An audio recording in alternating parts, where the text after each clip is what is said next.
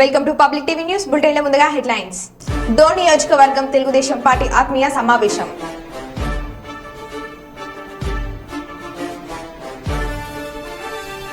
కాంగ్రెస్ పార్టీలో చేరిన బీఆర్ఎస్ తదితర పార్టీల నాయకుల కార్యకర్తలు.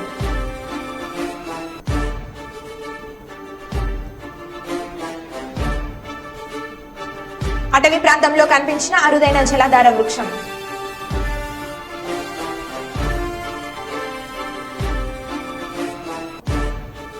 పాలకుర్తి ఎమ్మెల్యేకు కృతజ్ఞతలు తెలిపిన తండా మహిళలు.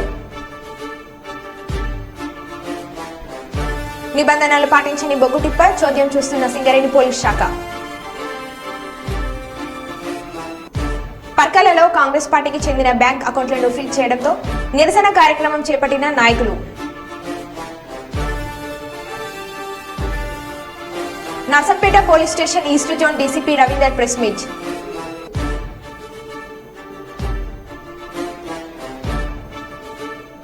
స్కాలర్షిప్లను ప్రకటించిన ఆకాష్ ఎడ్యుకేషనల్ సర్వీసెస్ లిమిటెడ్.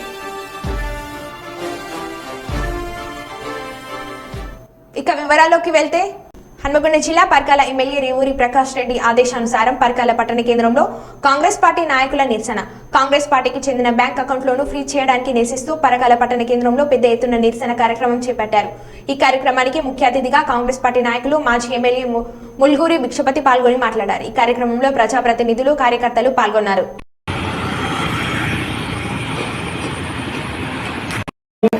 మరియు ఈ యొక్క సమావేశానికి వచ్చినటువంటి వచ్చామన్నా కూడా నువ్వు ఎక్కడ పనులు చేసుకున్నావా? నీ రిలేషన్ వ్యాపారానికి భూములు ఉన్నాక రోడ్లు వేసుకున్నావు. ఎక్కడ తీసుకున్న మండల్లా, సంఘం మండల్లా, ఈ టెక్స్టైల్ పార్క్ చుట్టూ పోదా మరి వస్తావా? మాతోటే అడుగుతున్నాయి వాస ఏ సమాజం చెప్పాడు. పరకాల నియోజకవర్గంలో చెట్లని మొరలు వేసుకున్న ఎవరు? నువ్వు కాదా? బీబీఎం తట్టి వాళ్ళు కొనే మాటల కంటే మొత్తము మొరమ్ముకున్నది ఎవరు? నువ్వు కాదా? మాయమల్ని పట్టుకొని సిగ్గులేదంటవా? జాగ్రత్త, నోరు దగ్గర పెట్టుకో. ఆర్టీసీ బస్సు మహిళల గట ప్రయాణము ఉచితమంటే సరైనది కాదట. పరకాల డిపో తరలిపోతా అంటే నువ్వు పోయి అధికార పార్టీ ఉండి ఏం చేసినావు? బస్సులో ధర్నా చేసినావు. సిగ్గు లేదు కనీసం. 100 రోజుల గవర్నమెంట్ లో ఏం చేసినావా? కొత్త బస్సులు పట్టుకొచ్చినాం. ఆర్టీసీ వాళ్ళ బిల్స్ పేమెంట్ చేసినాం. 5,000 బస్సు కొందామని చెప్పి మా ప్రభుత్వం అంటున్నది. ఎలక్షన్లు కాగానే 3,000 కొత్త ఉద్యోగాలు ఆర్టీసీలు ఇస్తామని చెప్తున్నాం. వాళ్ళకు ఆత్మస్థైర్యం కలిగించడం. ఇది ప్రభుత్వం, ఇది ప్రభుత్వము. నీ ప్రభుత్వానికి మళ్ళీ గెలిచి ఏం చేస్తావు? మొత్తం ఆర్టీసీ అంతా ప్రైవేట్ పరం చేసి ఉన్న భూములను అమ్ముకుంటారు. అంతకుముందు ప్రజల ఉద్యమం వచ్చింది కాబట్టి ఆపిళ్ళు ఆటికి ఒకటి అంటలలో వరకు లీజుకి ఇచ్చిండ్రు 99 సంవత్సరాలు. అసలు కాదు అంటే ప్రభుత్వ భూములు అమ్ముకున్నారు, ప్రభుత్వ చెల్లను కొల్లగొట్టిండ్లు, ఇన్ఫ్రా కంపెనీలు పెట్టి ఈ వ్యాపారాన్ని విస్తరించుకోవడానికి రాయగలకి వచ్చినావు. ఒక్క మంచి పని చెప్పు. పరకాల డెవలప్మెంట్ అంటే సీజన్ క్లబ్ 50 కోట్ల రూపాయల విలువ సీజన్ క్లబ్ లో నీ యొక్క అనుచరుడు ఒక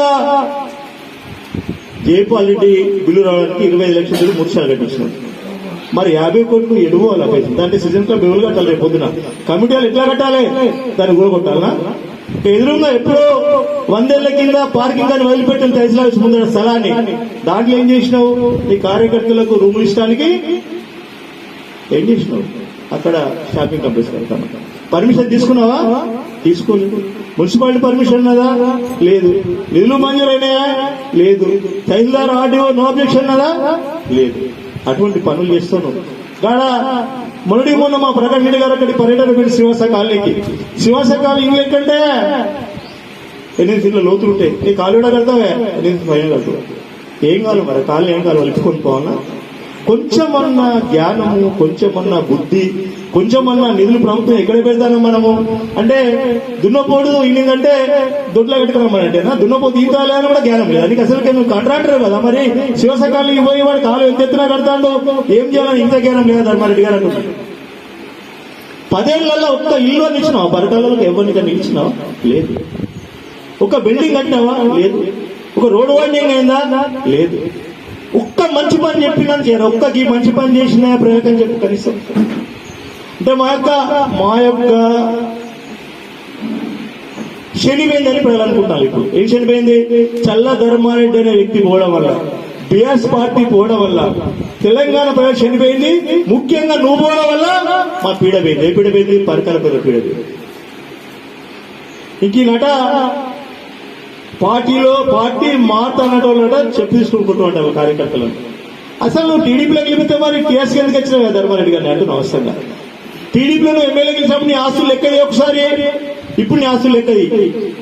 మరి ఏ ఒక్క ప్రజా అన్న వాడు ఇల్లులోనికి ఇల్లు కట్ట చేయకపోయినావు కదా. ఆ రోజు నీకున్న 10 కోట్లు ఈ రోజు 1000 కోట్లు ఎట్లనే చెప్పు ధర్మారెడ్డి గారు. లెక్కలది, ఇన్కమ్ ట్యాక్స్ లెక్కలది. ప్రతి సంవత్సరం సబ్మిట్ చేస్తావు కదా, కాపీ కూడా సబ్మిట్ చేయ ప్రజలకు. అక్కడ కూర్చున్నా ఉన్నది కదా సెంటర్ కాడ. చాదరేద్దా కాదు అసలు. మా ప్రకాష్ రెడ్డి గారు ఎన్నికలకు రాకముందే 1994 కన్నా ముందే వాళ్ళ తండ్రి రైల్వే కాంట్రాక్టర్. ఎవరు తండ్రి? ప్రకాష్ రెడ్డి తండ్రి.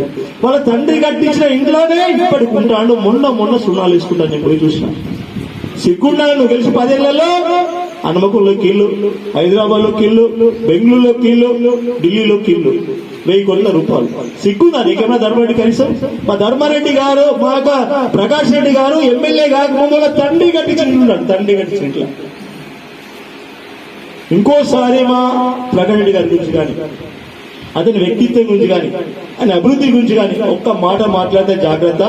పరకాల కాదు నియోజకవర్గం నుంచి తరిమి కొడతామని చెప్తున్నా. తరిమి కొడతాం. ఎవరను? ధర్మారెడ్డి గారిని. నేను అంటున్నా 10 ఏళ్ళు పరిపాలించినావు కదా, ఒక 5 ఏళ్ళు లాగు. 5 ఏళ్ళు మా యొక్క ప్రకాష్ రెడ్డి గారు ఏం అభివృద్ధి చేస్తారో మళ్ళీ ఎన్నికల ముందు ఆయన పని చేయకుండా మాట్లాడు. 100 రోజులే కాలేదు, ఆ ఎన్నికలు అయిపోయినాయి, మళ్ళీ ఎన్నికలు వస్తానే. ఏం మాట్లాడతాను? ఈయనట బిల్లులు పేమెంట్ చేయలేదు, బిల్లులు పేమెంట్ చేయంటాను. నేను అంటున్నా ధర్మారెడ్డి గారు, ఇప్పుడు మీ యొక్క బీఆర్ఎస్ ప్రభుత్వంలో సర్పంచ్లు పనులు చేసిండ్రు, ఎంపీటీసీలు పనులు చేసిండ్రు, మీ ముఖ్య నాయకులు పనిచేసిండ్రు. ఒక్క లీడర్ గా డబ్బులు ఇచ్చినావా మీ దగ్గర? అంటే డబ్బులు లేకుంటే నీ సర్పంచ్లే చాలా మంది ఆత్మహత్యలు చేసుకున్నారు కదా. పరకాల మండలం కూడా చేసుకున్నారు పాపంగా. ఎక్కడ అయిపోతుంది, ఇంకెన్నో చేసుకున్నారు. అంటే 1000 మంది సర్పంచులు ఈ యొక్క బీఆర్ఎస్ ప్రభుత్వంలో పనులు చేసి బిల్లు రాక ఆత్మహత్యలు చేసుకున్నారు. ఒక్క సర్పంచ్ అర్థం ఎవరికైనా బిల్లు రావాలి. ఇప్పుడు ఒక్కొక్కరికి 50 లక్షల నుంచి 1 కోటి రూపాయలు రావాలి. ఎవరైనా కదిలి వాళ్ళు ఏడుస్తారు, అన్న దండం పెడతాక పైసలు వస్తాయంటే. వాళ్ళు ఏడుతున్న పత్రికా విలేకరులారా, ధర్మారెడ్డి గారు అసలు నీకెన్ని కోట్లు రావాలి చెప్పు. నాకు తెలిసి నీకు ఒక 500 కోట్లు రావాలనుకుంటాను. మరి ఏం బాకీ లేకుంటే బాకీ లేదని చెప్పాను కూడా. ఉన్నాయి, బాకీ ఉన్నాయి. ఆ డబ్బులు వసూలు చేసుకోవడానికన్నా నువ్వు కాంగ్రెస్ పార్టీకి రావాలి. లేకుంటే నీకున్న అక్రమాస్తులు వెలికి తీస్తే అడ్డుకోవడానికన్నా బీజేపీ కన్నా పోవాలి. నీకు దమ్ము ధైర్యం ఉంటే అదే పార్టీలో ఉంటావా? అంబేద్కర్ వచ్చి ప్రెస్ మీట్ పెట్టి చెప్పాను, నేను ఈ పార్టీలోనే ఉంటా, ఈ బీఆర్ఎస్ పార్టీ వదిలిపోతే చెప్పులతో కొట్టువని చెప్పు. నాకు తెలుసు అయితే కాంగ్రెస్ కత్తావు, లేకుంటే బీజేపీ పోతావు. కానీ నువ్వనంటే మాత్రం నువ్వు పార్టీ మారితే చెప్పులు తీసుకుని ప్రజలతో నేను కొట్టిస్తా అని చెప్తాను. ఎవరు కొట్టిస్తారు? నేను కొట్టిస్తా. నువ్వు అదే పార్టీలో ఉండాలి. ఉద్యమకాలను మోసం చేసినావు, 1000 కోట్లు సంపాదించినావు, మా పరకాలను నాశనం చేసినావు, జిల్లా కేంద్రం కాకుండా చేసినావు, ఒక అభివృద్ధి పని కూడా చేయలేదు. జీవితంలో రాసి పెట్టుకో ధర్మారెడ్డి, నీ జీవితంలో ఉమ్మడి వరంగల్ జిల్లాలో ఎక్కడ పోటీ చేసినా అక్కడ ఉద్యమకారులందరినీ నేను తీసుకువచ్చి నేను ఓడిస్తానికి కంకణం కట్టుకుంటా అని చెప్తున్నా. ఎందుకంటే ఉద్యమకారుల ద్రోహి ఎవరంటే వరంగల్ ఉమ్మడి జిల్లాలో చల్ల ధర్మారెడ్డి. 250 కోట్లు ఎవరికి తెలుసా? పరకాలు టు వయా పులుగుర్తి నుంచి దామర్ రోడ్. అది ఎవరు? చల్ల ఇన్ఫ్రా. నంద్యాల జిల్లా డోన్ నియోజకవర్గం తెలుగుదేశం పార్టీ ఆత్మీయ సమావేశం నిర్వహించారు. తెలుగుదేశం పార్టీ రాష్ట్ర కార్యనిర్వాహక కార్యదర్శి ధర్మవరం అన్ని సుబ్బారెడ్డి మాట్లాడుతూ 2.5 సంవత్సరాల నుండి నాతో కలిసి కష్టపడి పనిచేసిన తెలుగుదేశం పార్టీ నాయకులకు, కార్యకర్తలకు ధన్యవాదాలు అని అన్నారు. అందరం కష్టపడి పనిచేసి వచ్చే ఎన్నికల్లో నారా చంద్రబాబు నాయుడిని ముఖ్యమంత్రిగా చేసుకుందామని అన్నారు. పార్టీ అధినేత నారా చంద్రబాబు నాయుడిని కలిసినప్పుడు కార్యకర్తలు ఎవరైతే కష్టపడ్డారో వారికి న్యాయం చేయాలని కోరుతానని తెలిపారు. మీరు కలిసికట్టుగా పని చేస్తారని చెప్పి ఆశిస్తూ, ఇంకో ముఖ్య విషయం, ఈ కార్యకర్తలందరూ కూడా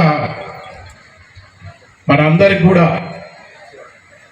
భరోసా ఇవ్వాల్సిన అవసరం ప్రకాష్ అన్న గారి మీద అయితే ఉంది. తర్వాత పార్టీ తరఫున వచ్చినటువంటి మన ముఖ్య అతిథిగా వచ్చినటువంటి జనార్దన్ రెడ్డి గారు అన్న మీద కూడా ఈ కార్యకర్తలకు భరోసా ఇవ్వాల్సిన అవసరం ఉంది. ఇకపోతే ఎప్పుడైతే 2.5 సంవత్సరం నుంచి మీరు ఎవరైతే నాతో పాటు కలిసికట్టుగా ఉన్నటువంటి ఇక్కడ ఉన్న వాళ్ళు కానీ, ఇక్కడ లేని వాళ్ళు కానీ అందరూ కూడా కష్టపడిన వాళ్ళకి ఏ రోజైనా మేము మా కుటుంబం ఎల్లవేళలా ఖచ్చితంగా మీకోసం మేము సిద్ధంగా ఉంటాం, పార్టీ కోసం కూడా సిద్ధంగా ఉంటాం. ఏది ఏమైనప్పటికీ మన అభ్యర్థులని ఇద్దరు మాత్రం ఖచ్చితంగా గెలిపించుకుంటారని చెప్పి ఆశిస్తూ, ఇకపోతే అన్ని విషయాలు కూడా మీకు భరోసా ఇవ్వాల్సిన అవసరం మన అభ్యర్థుల మీద ఉంది కాబట్టి వారు కూడా అభ్యర్థిస్తారని చెప్పని భరోసా ఇస్తారని చెప్పని తెలియజేస్తూ, మరొక్కసారి అందరికి కూడా మరవకుండా మన ఆశయం ఖచ్చితంగా నెరవేరాలి, మీరంతా ఆలోచిస్తారని చెప్పని తెలియజేస్తూ, ఈ వేదిక మీద ఉన్నటువంటి పెద్దలకి నా కుటుంబ సభ్యులకు అందరికీ కూడా పేరు పేరున ధన్యవాదాలు తెలుపుకుంటూ ముగిస్తాను.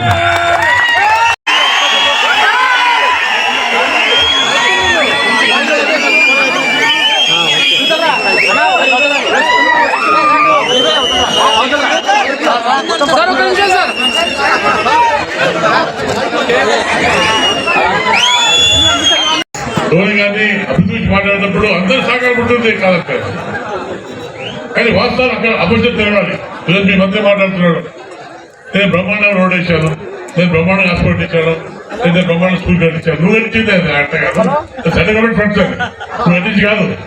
ఈరోజు మనం అనుకుంటే జగన్మోహన్ రెడ్డి గారు రాష్ట్రానికి ముఖ్యమంత్రి లేదా ప్రజల ముఖ్యమంత్రి, ప్రధానమంత్రి కూడా ఆర్థిక శాఖ రాష్ట్రానికా లేదా దోగా అడుగుతారు.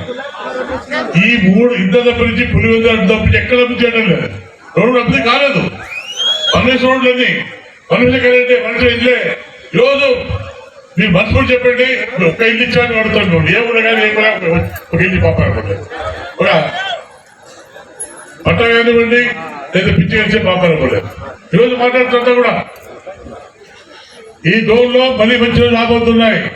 ఒకటి అంతే వేసుకో మనం. ఈరోజు మేమంతా తిరుగుతున్నాం, ఊరిలో అంతగా తిరుగుతాం, ఊరిలో ఎలక్షన్స్ కాబట్టి ఈరోజు భక్తి తిరుగుతూ అడుగుతున్నాను. ఆయన డబ్బు ఉంది, డబ్బుతో కొనాలి ప్రయత్నం చేస్తున్నాడు. ఎంతగా జనాలు చెప్పినట్లు ప్రతి ఇంటికి మనిషి పంపిస్తున్నాడు. 2 లక్షల 3 లక్షల మాట్లాడుకున్న మంది అభివృద్ధి చేసినాడు. మనం నమ్మకం పడుతున్నాం. రామజీ పబ్లిక్ వారికి కూడా పాత్రికేయులకు కూడా పేరు పేరు అందరూ కూడా ధన్యవాదాలు జరుపుకుంటున్నాం.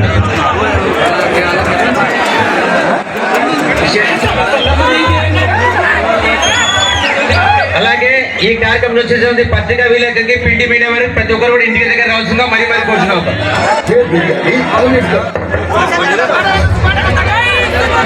తెలియజేస్తా ఉన్నాను.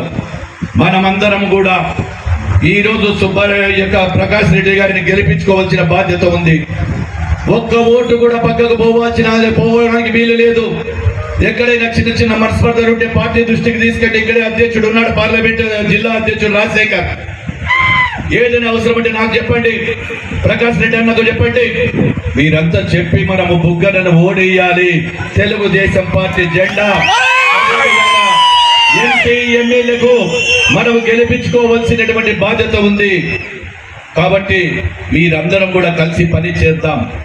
ఎవరైతే కోవర్టులు ఉన్నారో, చిల్లర రాజకీయాలు చెప్పినోడు కనపడడం లేదు. ఇప్పుడు కొంతమంది దగ్గర ఎవరితో ఆలోచించారు, ఎవరెవరి దగ్గర ఎంతెంత బ్యాగులు తీసుకున్నారో నా దగ్గర సాక్ష్యాధారాలు, నా బ్యాగులు కమిషన్లకు మాట్లాడని నాయకులు ఇక్కడ జెండా వేసుకొని కండవ తిరుగుతున్నారు, నా కమిషన్లు బ్యాగులు తీసుకుంటా ఉన్నారు. ఏందిరా జనార్దన్ రెడ్డిని కొనే మొగోడు కానీ నా క్యారెక్టర్ గురించి మాట్లాడి మీటింగ్లు పెడతాడు ఒకడు. ఓడు ఏం పని గోళ్ళు అంటాడు.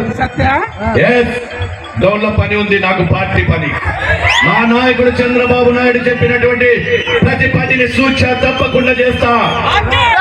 నేను ఎవరి మనిషినో కాదు, ఇక్కడ పార్టీ యొక్క కార్యకర్తను. పార్టీ చెప్పే పనిని చంద్రబాబు నాయుడు ఆదేశాలే నాకు అవసరం. గాని ఎవరో దావనబోయే దానయ్యలు, ఊర్లు ఇసి పెట్టి పోయినోళ్ళు, ఇసి పెట్టిపోయినాడు, వాళ్ళు కూడా మాట్లాడితే ఆఫీసుకు తాళాలు వేసిపోయిన వాళ్ళు, ఆఫీసుకు తాళాలు వేసిపోయిన వాళ్ళు కూడా నన్ను గురించి మాట్లాడతారా? ఆఫీసుకు తాళాలు వేసిన వాళ్ళు నన్ను చూస్తారా? ఏం చూస్తున్నారు వాళ్ళు ఇప్పటి వరకు? ఇది రాజకీయం అంటే ఇంతమందిని గౌరవంగా ప్రకాశ్ అన్న దగ్గర కూర్చోబెట్టి ఇది నిజాయితీని నిరూపించుకునే నిజాయితీ తత్వం నాది. ఈ రోజు ఏదో పార్టీలు పెట్టి తాళాలు వేసిపోయిన వాళ్ళు కూడా మత్సంగా మాట్లాడారు. జంగమ జిల్లా కొడగండ్ల మండలం బాయితండ గ్రామ పంచాయతీ పరిధిలో నీటి సమస్య ఉందని ఎమ్మెల్యే యశస్విని రెడ్డి దృష్టికి స్థానిక మహిళలు తండా ప్రజలు తెలిపగా వెంటనే స్పందించిన ఎమ్మెల్యే యశస్విని రెడ్డి మిషన్ భగీరథ అధికారులతో మాట్లాడి వేసవికాలం దృష్ట్యా నీటి సమస్య తలెత్తకుండా తగిన జాగ్రత్తలు తీసుకోవాలని అధికారులతో మాట్లాడి కేవలం ఒకే రోజులో నీటి సమస్య తీర్చినందుకు గాను ఎమ్మెల్యే యశస్విని రెడ్డికి తండా మహిళలు ప్రజలు ప్రత్యేక కృతజ్ఞతలు తెలిపారు. మండలంలోని పెద్దబాయితండ గ్రామ పంచాయతీ ప్రజలకు ఈరోజు మన పాలకుర్తి నియోజకవర్గ ఎమ్మెల్యే యశస్విని రెడ్డి గారు మరియు పాలకుర్తి నియోజకవర్గ ఇన్ఛార్జి వర్యులు ఝాన్సీ రాజేందర్ రెడ్డి గారు ఏదైతే మొన్న గ్రామ పార్టీ అధ్యక్షులు బిచ్చే నాయక్ కూతురు మ్యారేజ్కి రావడం జరిగింది. అక్కడ వచ్చినప్పుడు స్థానికులు గ్రామ ప్రజలందరూ కలిసి మాకు మంచినీటి సౌకర్యం లేదని చెప్పేసి ఏదైతే మేడం గారి దృష్టికి తీసుకెళ్లడం జరిగిందో వెంటనే ఇక్కడున్న స్థానిక అధికారులకు మాట్లాడి వాటర్ వాళ్ళతో మాట్లాడి వెంటనే వాళ్ళను మంచినీటి సౌకర్యాన్ని తక్షణమే కల్పించినందుకు ఎమ్మెల్యే గారికి కొడకల మండల కాంగ్రెస్ పార్టీ పక్షాన అదేవిధంగా పెద్దబాయితండ గ్రామ ప్రజల తరఫున కృతజ్ఞత ధన్యవాదాలు తెలియజేస్తా ఉన్నాను. మీరు చేసిన ఈ పనికి మీ ప్రత్యేకమైన ధన్యవాదాలు ఈ పెద్దబాయితండ గ్రామ ప్రజలు తెలియజేస్తూ ఉన్నారు కాబట్టి దీనికి మేము కూడా హర్షిస్తూ ఉన్నామని చెప్పేసి ఈ సందర్భంగా నేను తెలియజేస్తా ఉన్నాను. మండలంలోని పెద్దబాయితండ గ్రామ పంచాయతీ ప్రజలకు ఈరోజు మన పాలకుర్తి నియోజకవర్గ ఎమ్మెల్యే యశస్విని రెడ్డి గారు మరియు పాలకుర్తి నియోజకవర్గ ఇన్ఛార్జి వర్యులు ఝాన్సీ రాజేందర్ రెడ్డి గారు ఏదైతే మొన్న గ్రామ పార్టీ అధ్యక్షులు బిచ్చే నాయక్ కూతురు మ్యారేజ్కి రావడం జరిగింది. అక్కడ వచ్చినప్పుడు స్థానికులు గ్రామ ప్రజలందరూ కలిసి మాకు మంచినీటి సౌకర్యం లేదని చెప్పేసి ఏదైతే మేడం గారి దృష్టికి తీసుకెళ్లడం జరిగిందో వెంటనే ఇక్కడున్న స్థానిక అధికారులకు మాట్లాడి వాటర్ వాళ్ళతో మాట్లాడి వెంటనే వాళ్ళను మంచినీటి సౌకర్యాన్ని తక్షణమే కల్పించినందుకు ఎమ్మెల్యే గారికి కొడకల మండల కాంగ్రెస్ పార్టీ పక్షాన అదేవిధంగా పెద్దబాయితండ గ్రామ ప్రజల తరఫున కృతజ్ఞత ధన్యవాదాలు తెలియజేస్తా ఉన్నాను. మీరు చేసిన ఈ పనికి మీ ప్రత్యేకమైన ధన్యవాదాలు ఈ పెద్దబాయితండ గ్రామ ప్రజలు తెలియజేస్తూ ఉన్నారు కాబట్టి దీనికి మేము కూడా హర్షిస్తూ ఉన్నామని చెప్పేసి ఈ సందర్భంగా నేను తెలియజేస్తా ఉన్నాను. अपन यशस्वी रेड्डी आता पेली आयदिना पानी गोसा देता पानी छोड़ना उन्हें धन्यवाद कर्रेता गाड़ी మాకు నీళ్ళ ఇబ్బంది ఉండే ఇన్ని రోజుల నుంచి మోసి మేము చచ్చినాం. మొన్న ఎస్ఎస్పీ రెడ్డి వచ్చినందుకోసం మాకు నీళ్ళ కొంచెం నీళ్ళు అవబడ్డది. దానికి ధన్యవాదాలు.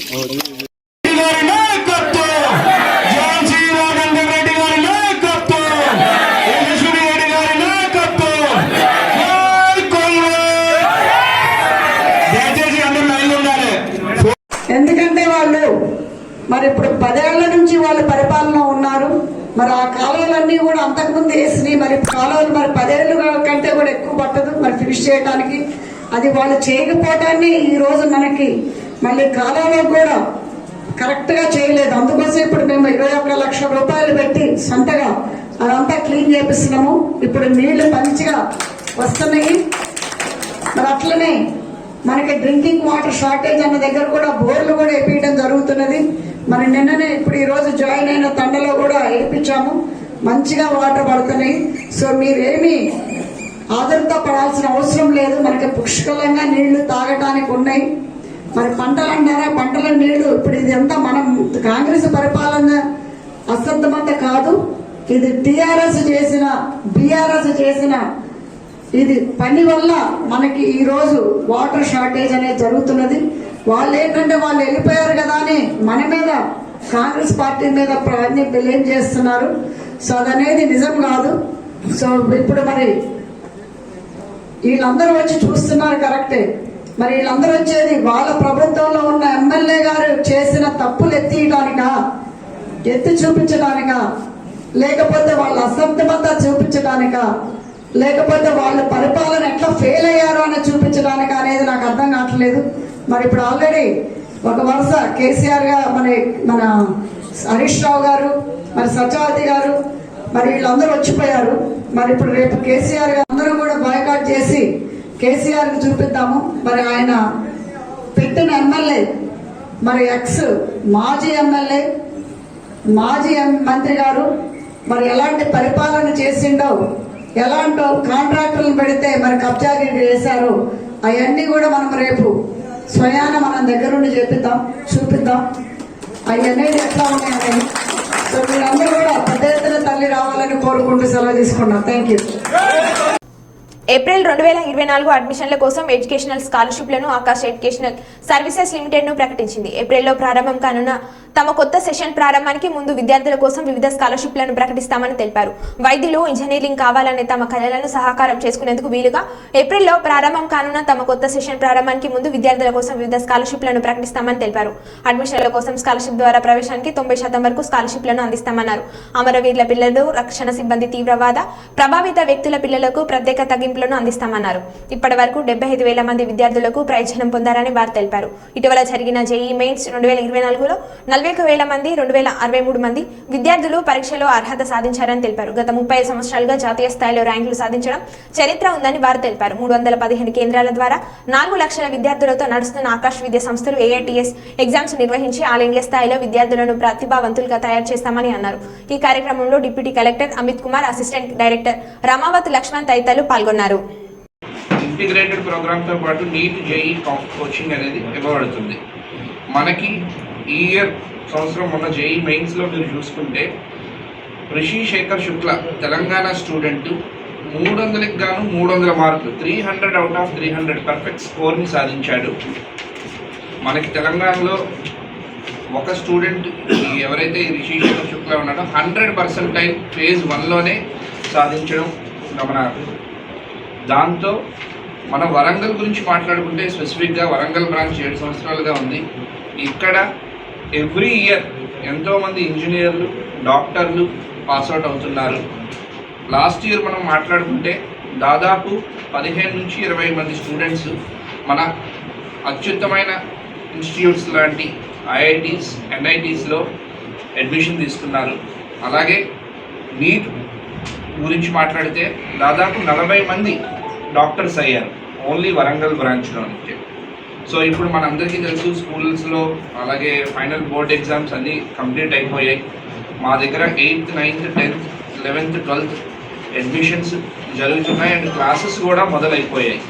సో ఎవరైతే పేరెంట్స్ కావచ్చు, స్టూడెంట్స్ కావచ్చు ఇంట్రెస్ట్ ఉన్నారో వాళ్ళకి ఈ అడ్మిషన్ కమ్ స్కాలర్షిప్ టెస్ట్ అనేది ఒక అవకాశం, అవకాశం. దీన్ని ఉపయోగించుకుంటే కనుక సార్ చెప్పినట్టు ఆల్మోస్ట్ 90% వరకు స్కాలర్షిప్ వస్తుంది.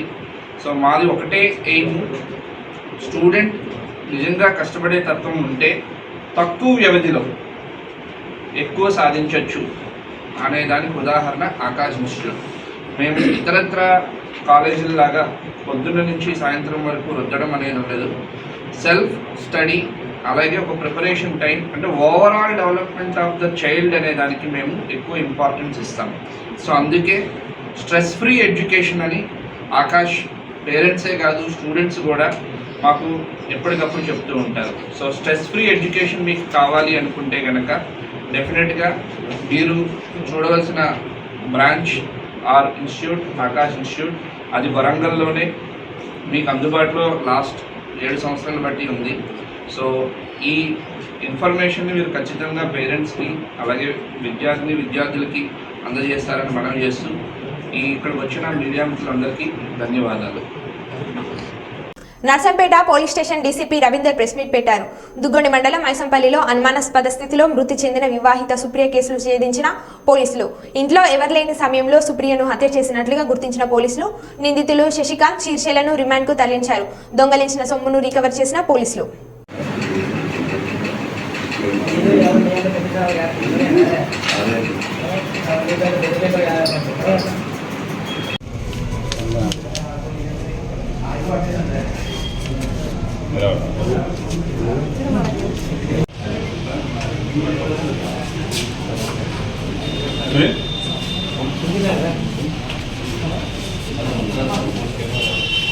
కావాలి. అంటే లీడర్స్ ఉన్నారండి దాంట్లోనే అంటే వేరే ఉద్దేశం కాదు సార్. ఏదో దాస్తాలో ఏదో అనేసరికి ఎంత మీరు చేస్తున్నారేమో అనే ఫీలింగ్ అంతే. నాడు మైసంపల్లి గ్రామం విలేజ్లో జరిగిన సంఘటన. ఆ రోజు మర్డర్ సమాచారం, ఒక లేడీని చనిపోయిన సమాచారం మేరకు ఇమీడియట్గా మా పోలీస్ ఆఫీసర్ అక్కడికి వెళ్ళడం జరిగింది. దాని తర్వాత చెక్ చేస్తే అది మర్డర్ ఫర్ గేమ్, అంటే అమ్మాయిని చంపి వస్తువులు తీసుకువెళ్ళినది తర్వాత జరిగింది.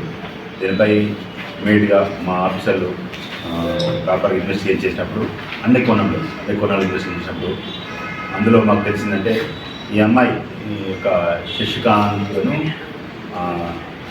శిరీష్ అనే ఇద్దరు వైఫ్ అండ్ హస్బెండ్ కాదు, లివింగ్ రిలేషన్ల వాళ్ళు చంపారని తెలిసింది. అయితే ఈ అమ్మాయి ఎవరైతే సుప్రియ చనిపోయిన అమ్మాయి ఎవరుతున్నారో ఆమె ఒక 1 month బ్యాక్ ఈ శశికాంత్ ఫోన్ చేస్తుంది. కొంచెం హాస్పిటల్కి సంబంధించిన ఇష్యూలలో ఫోన్ చేసినప్పుడు ఆమె అతనితో కనెక్ట్ అవుతుంది, మాట్లాడగలుగుతుంది. మాట్లాడినప్పుడు ఈ అబ్బాయి, ఈ శశికాంత్ అబ్బాయి ఇది లివింగ్ రిలేషన్ అమ్మాయికి ఎవరైతే సుప్రియ శిరీష ఉందో ఆ అమ్మాయికి చెప్పడం జరుగుతుంది. చెప్పినప్పుడు వాళ్ళ మధ్య కొంచెం గొడవ అయినప్పుడు సరే తీసుకోవడం నేను చూపిస్తాను అమ్మాయిని చెప్పి అమ్మాయిని తీసుకొని ఈ మైసెపల్లికి తీసుకోవడం జరుగుతుంది. తీసుకురావడం తర్వాత కొంత అమ్మాయిలో జెల్సీ అనేది డెవలప్ అవుతుంది. వెళుతూ మళ్ళీ వీళ్ళు వెళ్ళిపోతారు. వెళ్ళిపోయిన తర్వాత అక్కడ గొడవ కూడా అవుతుంది. మా హస్బెండ్ ఫోన్ చేయొద్దు, మా హస్బెండ్ మాట్లాడుతూ నేను సంగతి చూస్తామని చెప్పి కూడా ఆమె వేధించుకోవడం జరుగుతుంది శిరీష అమ్మాయి.